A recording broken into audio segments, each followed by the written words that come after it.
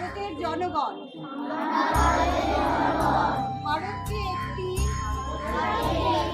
সার্বভৌম সমাজতান্ত্রিক ধর্মনিরপেক্ষ গণতান্ত্রিক সাধারণতন্ত্র রূপে গড়িয়া তুলতে। হে দেশ, হে আমার জননী, কেমন করে তোমাকে আমি বলি, যে মাটিতে ভর দিয়ে আমি উঠে দাঁড়িয়েছি, আমার দু হাতের 10 আঙুলে তার স্মৃতি।